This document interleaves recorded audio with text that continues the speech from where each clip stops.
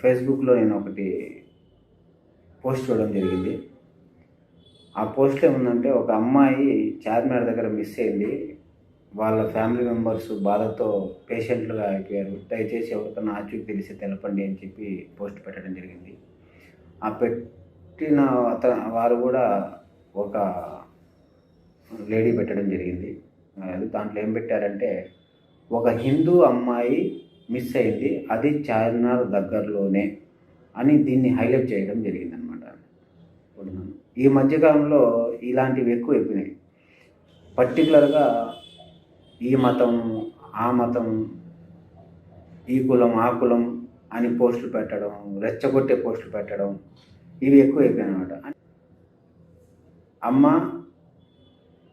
అమ్మాయి హిందువైనా, ముస్లిం అయినా అమ్మాయి అమ్మాయే. ఎవరికైనా నొప్పి నొప్పే. ఎవరిదైనా బాధ బాధే. ఎవరికైనా బాధ ఒకటే, నొప్పి ఒకటే. అది మీరు కొంచెం తెలుసుకుంటే